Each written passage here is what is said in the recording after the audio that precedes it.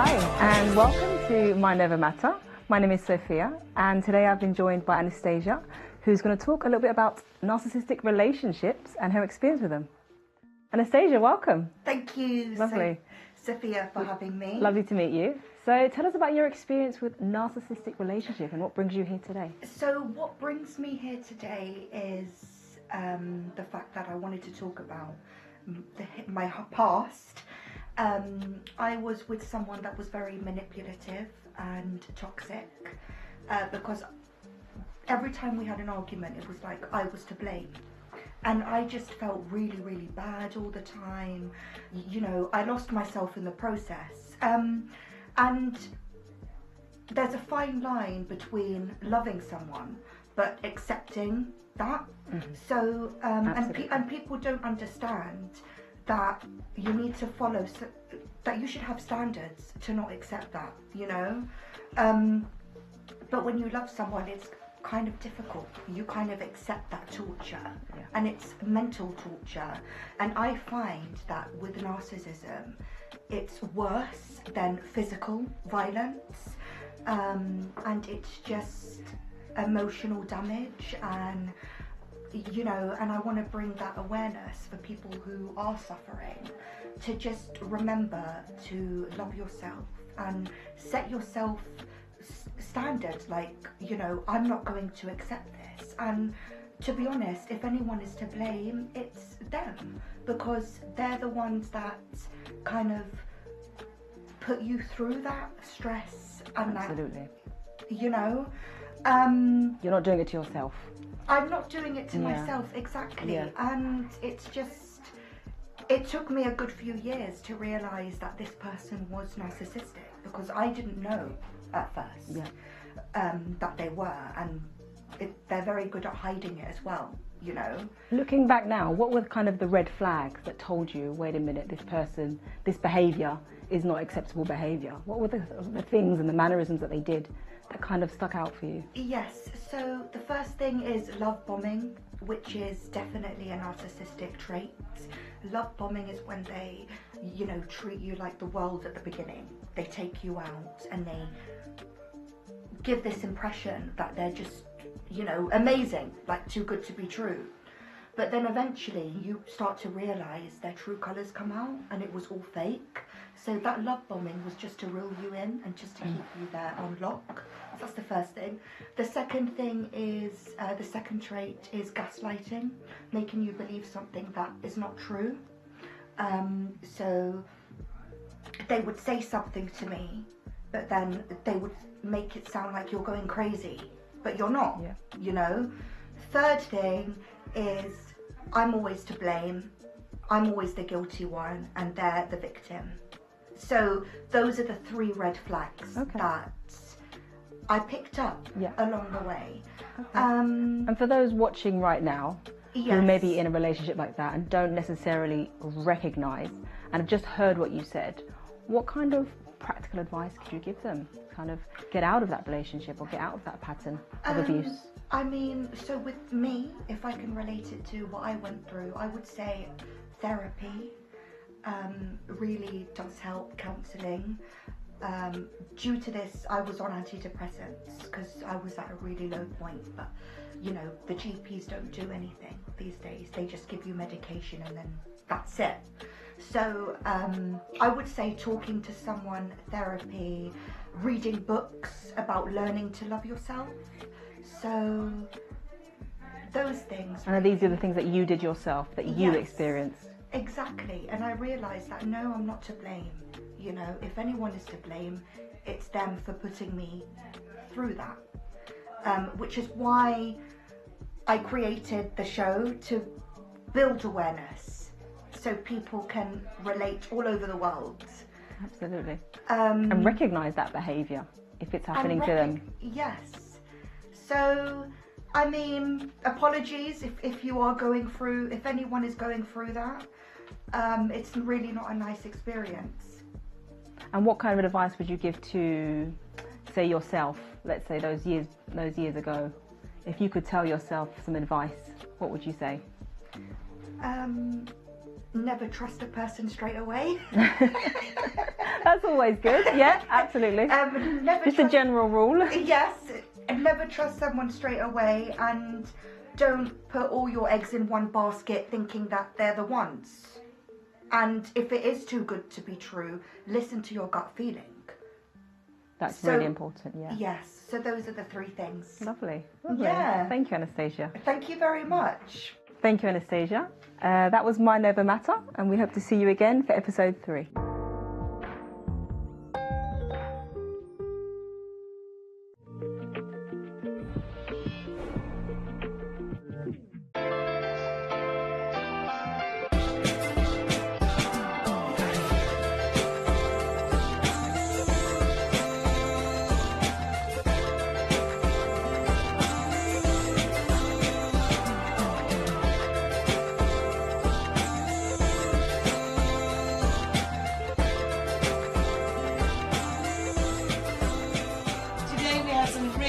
Topics and guests, and I'd like to welcome our first guest, Josiah. Hi Josiah, welcome. Thank you. How are you today? I'm feeling great. Good. Thank you. So tell us a little bit about your story. So I grew up in a single parent household.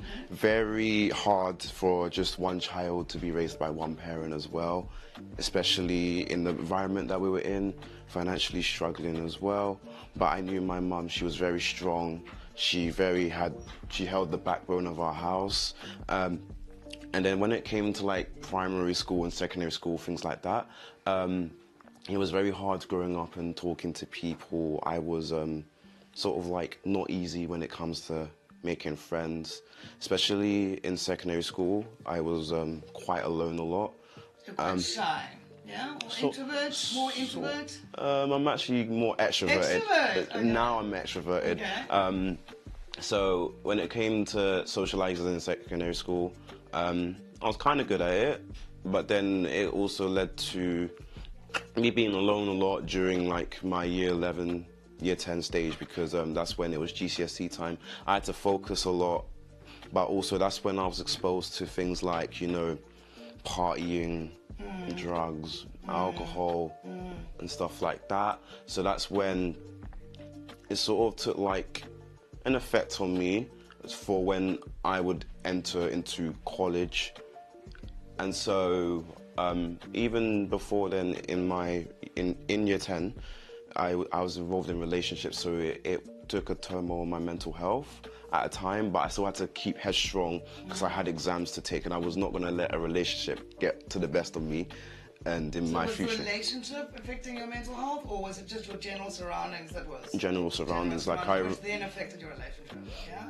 Not general surroundings affecting my relationship, but in the terms of like, I knew that in the time it was affecting my headspace. Like some days I'd just be like in my bed not doing anything, and so like. You're feeling very down. Yeah. Then it comes college. I was very like optimistic about college. I thought I could make friends with just about everyone in the classroom. Then here comes, you know, the beef and all of that stuff, and it's like I was basically like the elephant in the room, and when it came to college, because I knew that not a lot of people liked me in the class when I had done absolutely nothing wrong to them. And then came lockdown, which was the hardest bit. It was very hard for me to cope. I was very alone, despite living in a household with 3 other people. It was very hard, spiritually speaking as well. There was a moment where I went to, let's say, a motive, and so I was. So in lockdown, you said you were living with your family, yeah. Yes? And so you didn't feel like you could talk to anybody there? Did you have anybody that you could talk to? I did. I didn't really talk a lot because I was in my room a lot as well. So it was just me playing on my Nintendo, because that was like the one thing I would mainly do, or go on my social media. There was one thing called House Party that we would use. Yeah, we would use it a lot. So I believe you're doing mental health workshops as well. Tell me a little bit about that. I finished that last year, but what it was is that I was with an organisation called Rethink Mental Illness. So we would do mental health workshops across London in schools and colleges. So what we would do in those workshops is that we would teach the young people about CBT, the difference between mental health and mental illness. So tell us a little bit. Tell me a little bit about the difference between mental health and So everyone has mental health. It's just our psychological well-being, our social well-being, and our emotional well-being. How we think about ourselves, how we talk to others, how we approach others, and how do we feel about ourselves as well. Yeah, that's about it really. It's also like our performance, how we view ourselves, what we can do in our lives, and so forth. Okay. And how did those workshops work out? Was it really powerful for a lot of kids? Yes, so we end up helping over 1,100 young people in London.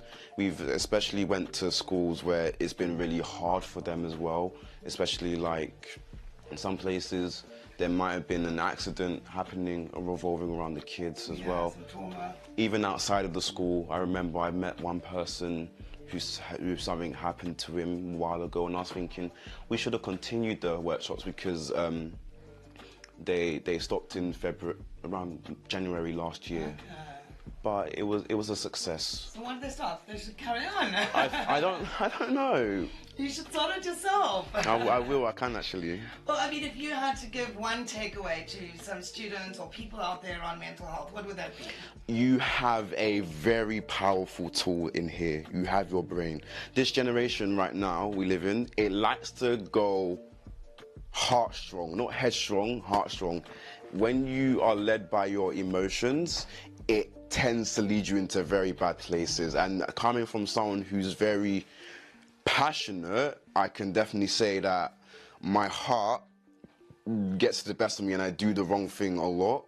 But when I calculate my situations and my well-being and my environment, I just think, and I'm just like, I can relax, I can breathe, I can take leisure, I can walk into a situation where I'm not into any pressure or any conflict, and because I think about it, I analyze what's going on, what's in front of me. I have tunnel vision because I don't use my heart. My heart will lead me astray, and also I have to agree with you 100% because I'm very, very, very similar. like. Well, I want to say thank you so much for sharing your story with us today on the Mind Over Matter show. Thank you for having me. Yeah, it's been great having you. Thank you. You too.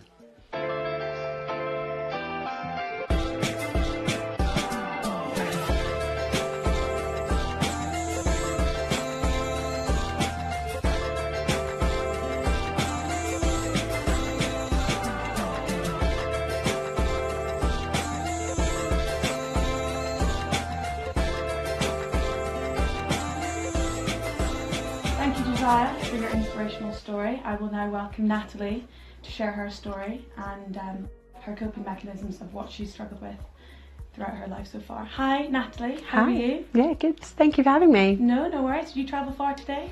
About an hour. Okay, nice. Yeah, not too bad. So tell me about yourself and why you're here.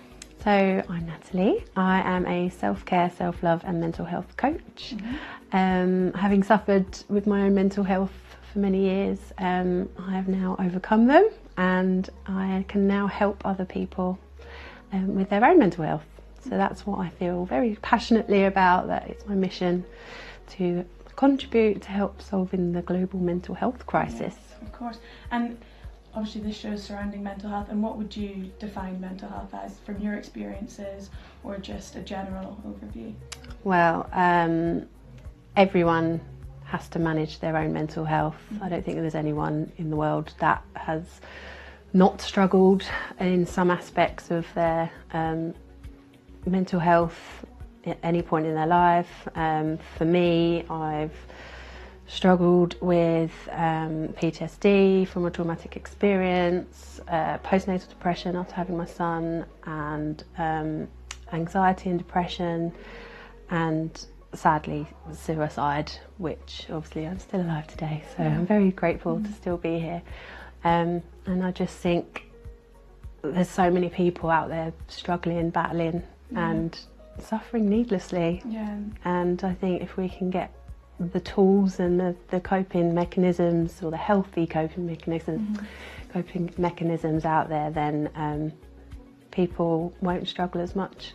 And from your experience, what would you say your coping mechanisms were? Because obviously there's different alleyways you can do it, and you can do natural remedies, or you can get prescribed medicine. So if you would share, how did you cope with the struggles you went through? So for me, at one point I did need medication, but I very quickly moved on from that because it was quite scary that I couldn't feel my emotions. Yeah. It kind of numbed me, and that's not healthy. So I had to basically take myself on a self-care journey and self-love journey. So from a really dark place, I knew for my son's sake, else I wouldn't exist anymore. I had to just find scheduling time every day to do something for myself that was healthy, that made me feel good, that made me happy. For me, I love dancing, I love music, so I make sure I do those things on a regular basis. I listen to music every day, it fills me up with, you know, good vibes. I had to get up at 5 in the morning. At my lowest, I had to get up really early just for some peace and quiet on my own, to meditate, do a bit of yoga, so just some real simple, easy exercise just to get my body moving, move that energy around, and it makes you feel good. You know, set off those feel-good chemicals in your brain. So instead of, you know, some people try and cope with drinking, eating, you know, unhealthily, smoking, numbing with, I don't know, TV, or just going out all the time just to try and block it out, but that's actually not the healthiest way. So for me, I just did all the things that made me feel good and made me feel happy, eating better. I won't, you know, pretend I eat perfectly all the time. I still love chocolate and a good takeaway. Absolutely, you know, you've still got to socialise and feel, you know, connect with people. And that's another thing. I felt like I was alone, suffering on my own. But actually, when you connect with other people, that's how you can know that you're not on your own. And actually, everyone's struggling on their, you know, with their own stuff. That we don't have to suffer on our own, because if we just connect and talk to each other, and, you know, talk therapy is very good anyway, you know, but if you know the tools, you know, breathing exercises to alleviate your anxiety, know what makes you feel good, and reach and take action to make sure you do those things that make you feel better. So would you say you're probably a big advocate of just finding something that suits you instead of just going down the normal journey? Walks in nature, getting a bit of sunshine, get some fresh air. It's the simplest things, but actually it will change your life. Meditating, just quieting your mind. You know, all this stuff that we watch on TV, there's so much negative stuff on the news. What we consume is actually, it becomes our reality, because if we think negatively, you know, all this fear mongering of what's happening in the world, you know, the financial crisis and everything is actually making people more fearful and more worried, and that's obviously in turn making everyone's mental health worse. So I try and be really conscious of what I put in my brain and what I listen to. So I listen to a lot of positive podcasts and audio books and YouTube videos. I love a bit of Tony Robbins.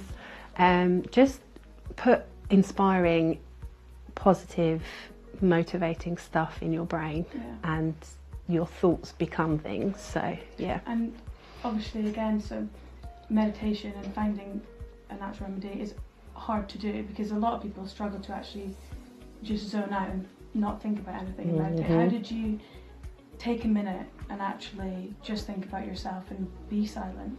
It's really hard. I still struggle with it now, especially if I'm just getting on with life and putting my son's needs first, as any mother would. But actually, if you don't fill your own cup, you can't pour into other people. And that happened to me recently. I was just doing and doing and doing, and I didn't do anything for myself, and I became really poorly.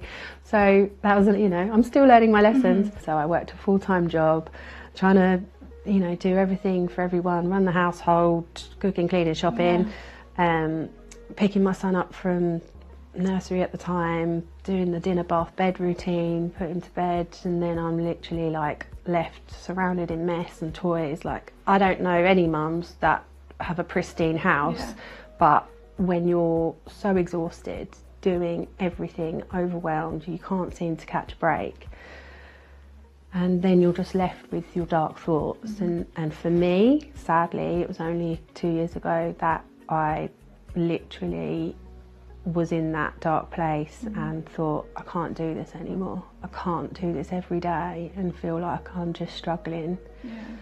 And you know, sadly, I made real plans to end my life, and it was just heartbreaking because I thought, how I can't do that to my son. I can't leave him without a mum. And so that was my breaking point, and I was just like, I need to help other women overcome this feeling. And I'm sure there's so many mums out there feeling like, this is enough, this is too much, I can't do it. I mean, I've only got one son, but there's mums out there that have 3, 4 kids, like, they're superheroes, you know. But that is an inspirational story to hear, because there will be many women out there, or men as well, that are struggling and don't have that breakthrough. And obviously, since you've had that breakthrough and you've worked on yourself, and congratulations. Oh, thank you. And have you done anything with that? And practices, or? So since then, I, you know, from meditating and just pouring into myself, going within, really making myself feel better, taking the real simple steps, walking, exercise, you know, going back to dance. I didn't dance for 10 years, and that was the one thing that I loved that made me feel really good. And I went back to dancing, and that naturally I was connecting back with old friends and things like that. I've done a show and everything since. I love performing, and so since then, so I got confidence. I started going to conferences and business conferences and training. I did coaching training, so I'm now a certified coach, and I now help. Well, at the moment, I'm focusing on overwhelmed working mums because I was one. But I've got some other projects that I've got on the go, or just starting, which is exciting. One of which is a community interest company. KIC is called Hidden Me, and the other director and I, so there's 2 directors, I'm one of them. We will be delivering a service for young people and young adults with a hidden disability or mental health difficulty. We'll provide them some support, some counselling, and, you know, inspiring motivational people to come in and do some talks, and also help them learn and develop some skills to get them into employment, because there's a gap between mandatory school or college and adulthood. And if they haven't got the skills because of their barriers with their mental health or their disability, there's a gap, and we need to fill that gap to enable them to live a life they want. It's a tough barrier to break, because you're struggling and then you get over it, and you've been away from the community and life so long that you might not know how to break back into it, and then that could just send you back down. So that's really inspirational. It's empowering.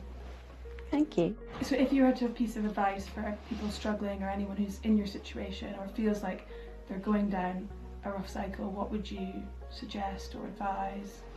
Reach out for help. Do not go through it on your own. There is always someone with a listening ear. I'm certainly one of them. You can DM me or contact or go on a quick Zoom call with me, and we can go through some tools and techniques that can help you when you're feeling anxious, depressed, in a really dark place. I know what works for me, and I know what's worked for my clients, and I'll take you through a 12-week program that can help you break through your mental health difficulties, and in turn you will learn for your kids' sake. When we learn how to manage our own mental health, we can then teach our kids so they can become healthy, happy adults as well. And that's important, isn't it? What you know, learning it and then teaching it. Absolutely. Well, thank you very much for sharing your story. It was inspirational. Thank you. And our viewers can learn something from lovely Natalie. Thank you for having me. Thank you very much for joining us today. I hope you enjoyed the show and have learned something inspirational from our stories. I just wanted to say a very special thank you to all of our guests who have come on the show and been brave enough to share their stories. Furthermore, if you are struggling with any mental health issues or need to talk to someone, please feel free to use our helpline displayed on your screens now. Also, our Mind and Matter have social media platforms. Please feel free to follow them to help raise more awareness for people struggling. Stay tuned for episode 3, where we will be including mental health games and challenges with prizes included. That's all for now from me, Katie Mackay.